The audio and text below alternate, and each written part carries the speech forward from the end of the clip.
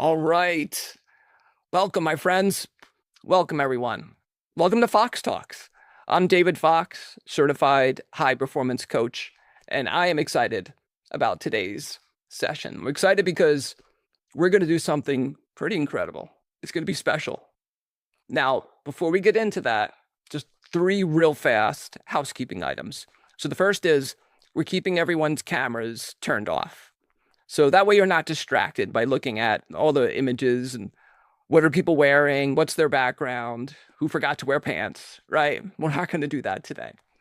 The second thing is that use the chat. Use the chat to ask questions or respond, share some thoughts. Jen's going to be in the chat monitoring that so I can just stay focused on delivering today's session. And the third thing is use the reaction buttons. Send me a fire, send me a thumbs up or a thumbs down, whatever you're feeling. It keeps us connected. And since we don't have the cameras on, it allows me just to take your temperature as we go forward. Okay, so let's dive in. It's 30 minutes. We're going to land the plane for you. So I said that we were going to do something special, something incredible. And here's what we're going to accomplish today in these 30 minutes. You'll be able to change the trajectory of your career, change the trajectory of your business or your craft. You'll be able to reduce the amount of stress that you have in your day and increase your job satisfaction. Now, I know that's a lot. That's a pretty big promise. I get it. But I want you to suspend your disbelief, right? Just stick with me, but hold me to it. At the end of these 30 minutes, if I haven't delivered that for you, feel free to boo. Feel free to give me the thumbs down or light up my email with nasty comments, okay? All right, let's go. So when we're interviewing clients, potential clients, before they become one of our one coaching clients, or once you are a client, or just people we talk to, when we start talking about productivity and increasing someone's productivity, everybody leans in. Everyone leans forward. They're all ears, right? They're like, tell me, I want to do more. And we ask them why. They say that, I want to do more.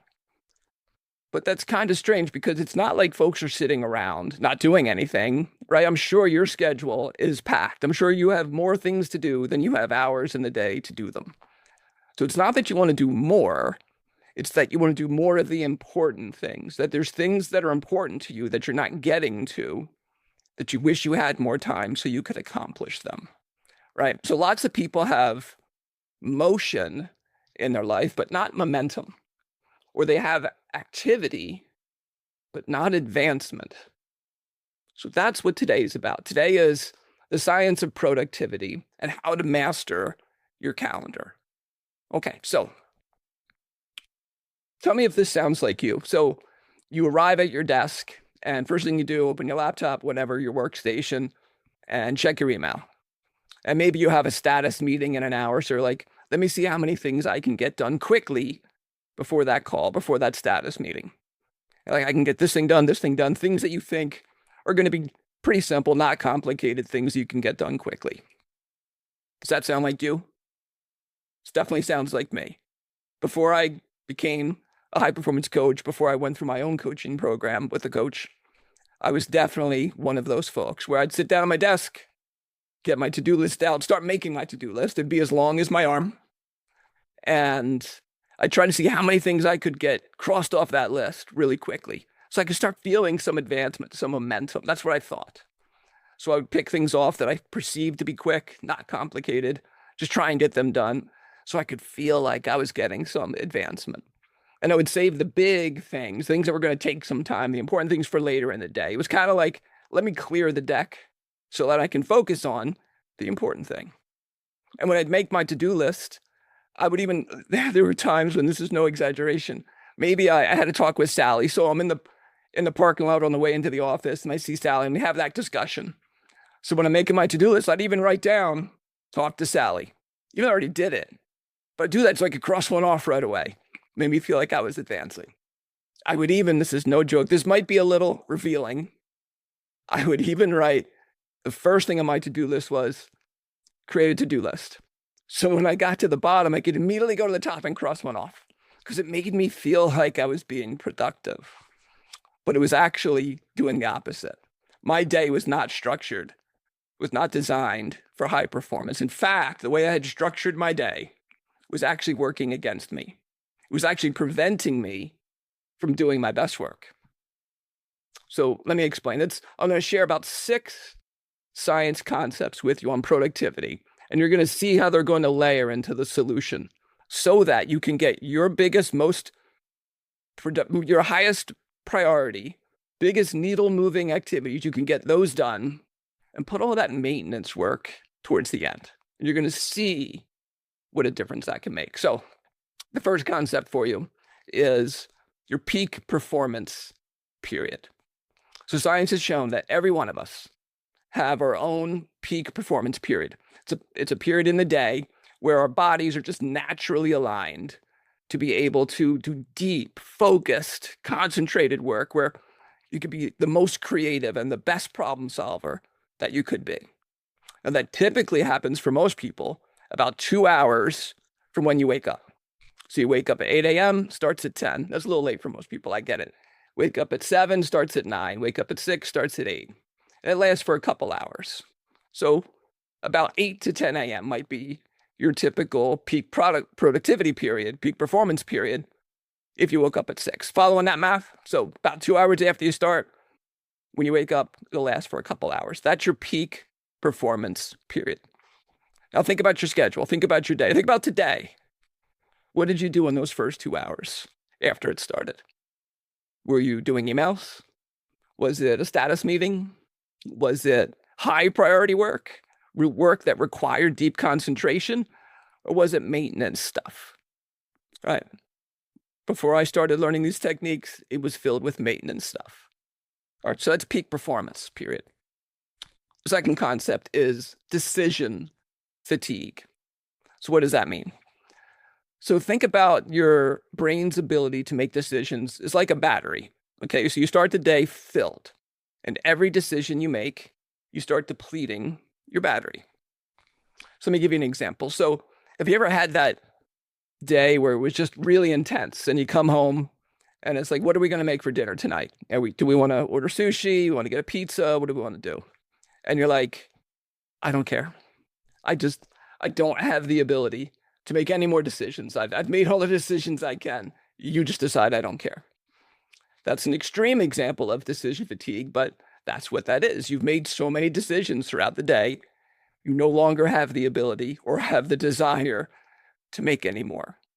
Now, you don't have to get all the way to there for you to experience decision fatigue. It just happens naturally. As you go throughout the day, you have less and less ability to make good decisions. You'll start to make safe decisions as you go towards the end of the day. You won't have as much capability to really reason and problem solve. You won't be as sharp. So in the beginning of the day, you don't suffer from decision fatigue. At the end of the day, you do. Notice how I was placing my most important work. I was placing my most important work at the end of the day when I had decision fatigue. That wasn't a recipe for success. Okay, let's talk about switching costs. So most people, this kind of comes around for most people around multitasking. People say, oh, I'm a great multitasker. You're not. You're just creating an efficient way to switch between tasks. So every time when your brain can only focus on one thing at a time. So if you're trying to juggle 2 things at once, what you're really doing is focusing on one, stopping, focusing on another, stopping, and going back and forth. You're switching. And every time you switch, it's costing you. It's costing you computing power. It's reducing your ability to really concentrate and focus. Partly because when you switch from one activity to another, there's a latency effect. You're tethered. There's a residual effect to that other thing you were just doing. When you switch, you don't have 100% of your brain power on the new task. Some of it is still on the old task. So when you ping pong back and forth, all you're doing is just compounding the switching costs. Okay, so when your day gets interrupted by someone popping their head in or a fire or an emergency, the same thing happens. Whether you create the switching costs yourself because you're juggling things or people are interrupting you, you're facing switching costs and it's destroying your performance. Okay, are you with me on that? If you're with me so far on peak performance period, on decision fatigue and switching costs. Just give me a reaction. Give me a hands up, a fire. Give me something so I know you're with me. Fantastic. So the fourth layer is concentration blocks. So your brain can only focus really deep work for about 60 to 90 minutes at a time. And at that 60 minutes or 90 minutes, your concentration just drops because your brain can't focus for deep work for more than that. So it's an important part for how you design your day. You're going to need to find ways to re-energize yourself so that you don't have that drop and not recover. Okay, it's a natural part of how your brain works. So just work with it. Okay, so that's your concentration block. 60 to 90 minutes is about all you have. You need to reset and refresh and recover so you can go another 60 to 90 minutes. Make sense? Okay, so the fifth idea are called open loops. So have you ever you've heard that saying, oh, it's in the back of my mind, I'm thinking about something, or such and such an idea is in the back of my mind all day. So in the back of my mind all day. What that is an open loop. Here's what that means. So if you have something important, if you have something that's in the back of your mind, it's taking up some of your brain's computing power. It's putting some to that thing that's in the back of your mind instead of focusing on the task that's right in front of you. So when you have something big, like a big project you're working on, the presentation you need to make, the speech you need to write, whatever it might be, when you put that off for a later moment, your brain is still holding on to, I need to get that done. That's important to me. So it keeps an open loop until you complete that task. So some of your brain's ability to do things is being consumed by just holding on to that idea. In fact, one of the things that we coach when folks are going to sleep, digresses a little bit here, but I just want to illustrate the concept. When someone is going to sleep at night and they have stressful things tomorrow, maybe that's going to interrupt their sleep. We have our clients keep a journal beside their nightstand so they can write down the things that are stressing them out. Because what that does, it allows your brain to release it. You wrote it down. It doesn't have to keep thinking about it. You wrote it down, you'll get to it tomorrow. It's releasing your brain from that thought. It's closing that open loop. So it's no longer stressful for you. Okay? And so the last thing, all right, so this isn't on science. This is just reality. If you're someone who has a schedule, who is back to back to back, filled with just meetings, and stuff just happens during the day, right? Emergencies come up, fires come up, HR calls you because they got to talk to you about someone on your team that did something silly or whatever it is. Things naturally pop up. If you don't have a place for them to go, you're going to have to sacrifice some of the things that's on your schedule, right? You have 45 minutes for a meeting with Jim. You say, you know what? I'll steal 15 minutes from Jim and I'll address that thing that you just talked to me about. You're stealing time from Jim. Poor Jim. He wanted 45 minutes of your time. He only gets 30 now. Or more likely, if you did set up a block of time to do this big important work, that's what's going to be invaded, right? If you need 30 minutes for that HR call, you're going to say, well, my calendar's filled with meetings with everyone else, but I did set aside 2 hours later in the day to do this big presentation. I'll do it then. So that big work, that important work keeps getting invaded, keeps getting pushed off, right? You're supposed to do it today. Yeah, you'll get to it tomorrow. And then the week goes by and it's not done. And a month goes by and it's still not done because your day wasn't designed for high performance. So, all right, how do we design our day for high performance? So there are 3 concepts we're going to share and they're going to build on each one. Okay, so the first one is something we call done by one. So what that means is every day, create your schedule, create your calendar so that your most important work is completed by 1 o'clock. Okay, so it doesn't mean you're done your day at 1. It just means your big important work is scheduled to be completed before 1 o'clock. And all your maintenance stuff and everything else happens in the afternoon. So think about that for a second. See how that aligns with your peak performance period? When you do your important work and align it with your peak performance period, you're naturally going to do better, right? That makes just sense. So what you need to do is block that time on your calendar, right? It needs to be on your calendar. If it's not on your calendar, it's not important. So it needs to be on your calendar. Put it on your calendar.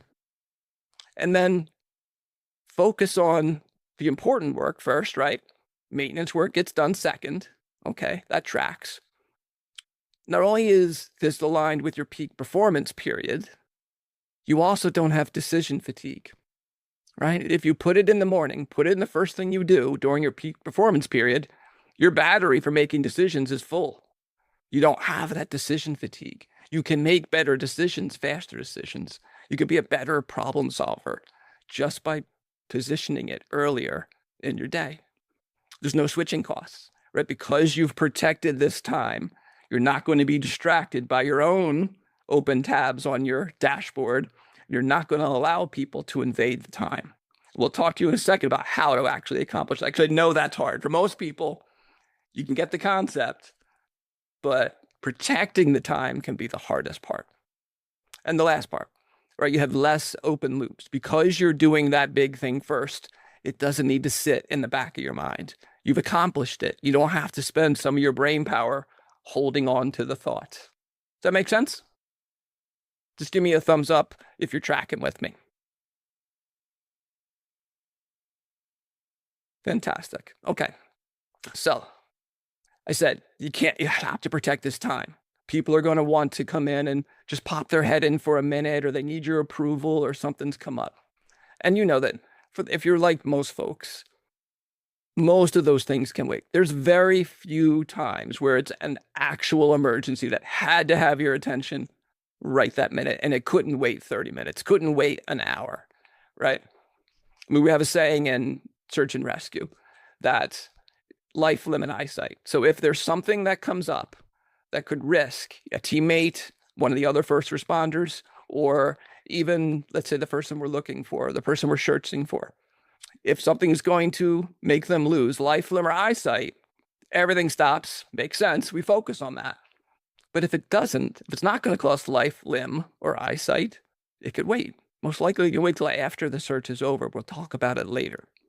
So take that concept for you. If you've created this time in your schedule for this deep work and you want to protect it, there are some things that are so important that you could be invaded. Things that for you would be life, limb, and eyesight. So what would those be for you, right? In your world, what's the life, limb, and eyesight in your business or in your craft or in your world that actually would be something that they could interrupt? I bet the list is going to be pretty small.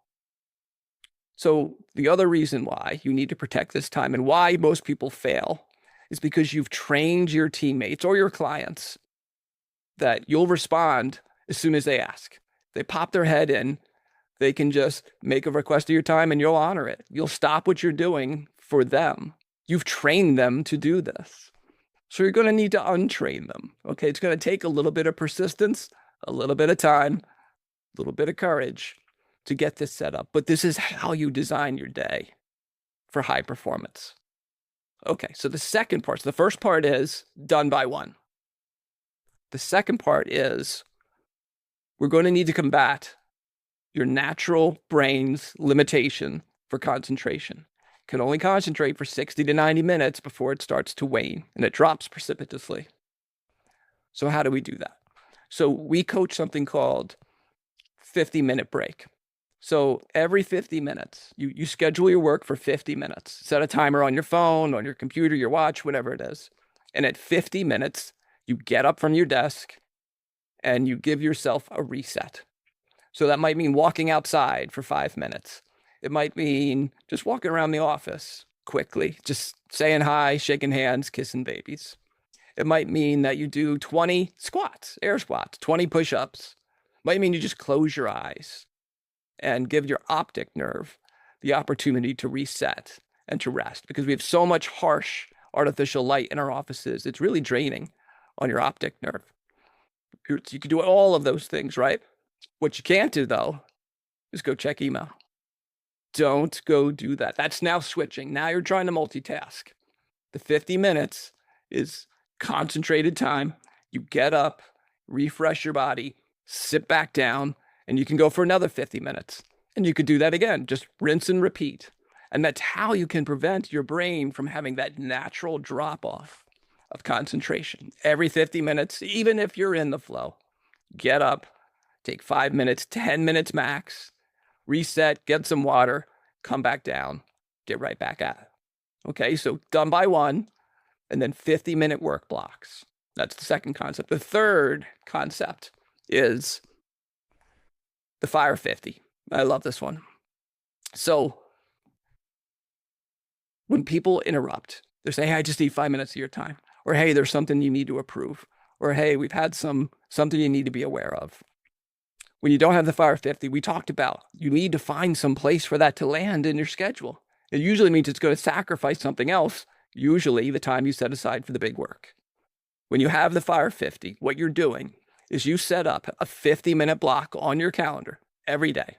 You do it in the afternoon. You do it after 1 o'clock, right? Because this is not the important work.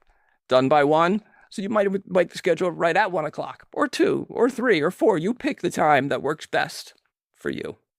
And that block is for all the fire drills, all the emergencies, all the things where people popped up and just needed a quick moment of your time.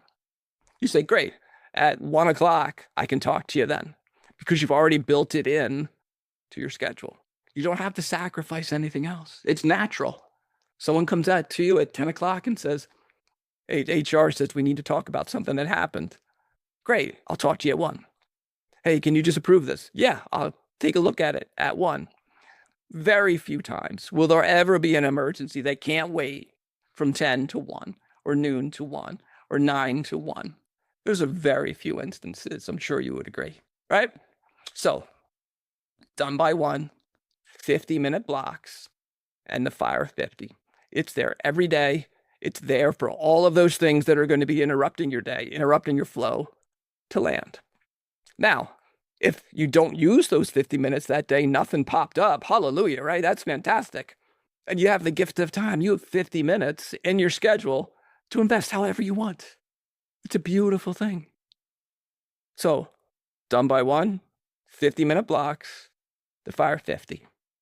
Now, let's take a second to think about that, right? Let's unpack that a second. So, when you do the done by 1, your most important work is aligned with your peak performance period. So that's win number 1. Okay. You have the least amount of decision fatigue during that peak time, during the work that you're working on. So that's win number 2. Right? The Fire 50, that's going to protect this time so people don't interrupt it. That's your win number 3. You're going to avoid switching costs because you're going to be deep focused work. You'll get to all those other things later. You already have a natural place for them to land. That's win number 4. You'll have less open loops because you're not holding on in the back of your head that big thing you need to do. You're getting it done right away, and it just frees the brain. It's an amazing feeling.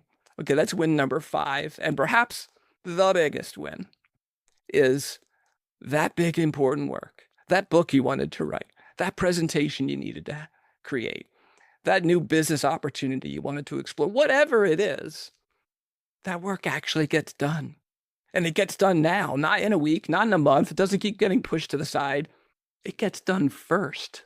That's what's going to unlock greater performance. Whether that performance is in your career, whether that's having better relationships, whether that's having more joy in your life, it becomes unlocked because you focused on it. You protected the time and you made it align when you were naturally going to be at your best. It's a beautiful, beautiful thing. So imagine for yourself, how would that feel for you, right? Starting on Monday, if you had in your schedule a concentrated block of time to do that big work, whether it's prospecting, whatever it might be, right? And it's protected and it's going to be aligned when you have the best energy, the best decision-making ability, your best creative abilities. Imagine how that's going to feel. Imagine what that would do for your performance. Imagine how that would affect your trajectory, right? It's something simple concept. The hard part is in the execution. As I said, you're going to need some discipline. You're going to need some courage, and it's going to take a little time to retrain your team to respect it. But when you do, this will pay off. This will pay dividends for years and years. And it is one of the key things that separates high achievers from high performers, is the ability to structure their day in a way that's designed for high performance. It's designed to enable the best work to get done, the most important work to get done. Okay, so are you still with me? We've got about 4 minutes left, and I'm going to land the plane right on time. So just give me a thumbs up if you're still with me. Okay, so this is just scratching the surface for what high performance coaching is like. Okay, this is just one or two concepts. Now, when we have our one-on-one clients, we've got tons and tons of tools and strategies. Which ones are appropriate for you depends upon what your situation is. It becomes customized and tailored for you. These two concepts today, these three concepts today, they're pretty universal. All of our clients suffer from this. So we feel confident in sharing these with you. But when we have a coaching session, it's much more dynamic. This is more instruction. Our coaching sessions are dynamic. It's a give and take. And it's an amazing way to generate transformation. It enables you to find success at an accelerated rate. So if this has struck a chord with you, if this lit a bit of a fire for you, if this just makes you intrigued, I have two things for you to do, two requests for action for you. The first one is, actually three. The first one is, well, incorporate it in your life. Try it. You might say, I'm not sure about it. Well, try it. This next week, start implementing this. Put it in your schedule and see what it does for you. So that's my first request for you for action. The second request for action is sign up for a strategy session with us. So this, as I said, is instruction. This is not how a coaching session really feels when you're doing a private session with us. So every month, Jen and I set aside a few sessions, a few time slots in our calendar for strategy sessions. It's 60 minutes. It's real coaching. There's no strings attached. And because you're here on this coaching session, on this Fox Talk, we're going to reward you for taking that action. So the strategy session is normally $497 for that 60-minute period. But because you're here, we're going to send you a code that makes it absolutely complimentary for you. So after this session, you're going to get an email from us. It's going to have a code. Type that code in at checkout, and that $497 strategy session is free. So why are we doing that? Well, a couple of reasons. The first one is we get it, right? So few people actually have an executive coach in their life. And then so many fewer have actually ever had a high performance coach in their life.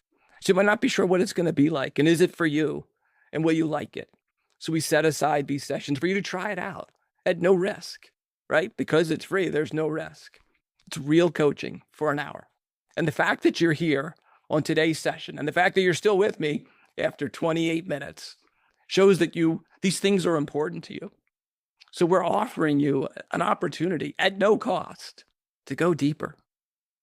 So the question would be, why would you not take that up on us? Why would you not take us up on that offer, right? It's like, Bubby, grab it. It's right there. If today's session resonated with you, share the word with folks that are in your influence circle, whether it's your colleagues, your family, your team, your friends. We're only as good as the folks around us. That saying, a chain is only as strong as its weakest link, right? So uplift everyone around you. Share these sessions with them so they can get better, so that you then can do better. Okay, folks, we're at 30 minutes. Hey, it's been our honor to be able to coach you. And Jen and I both hope that we truly have the opportunity to do some coaching with you one-on-one. All right. So we're wishing you ridiculous amounts of success, of love, and joy. Cheers. Bye now.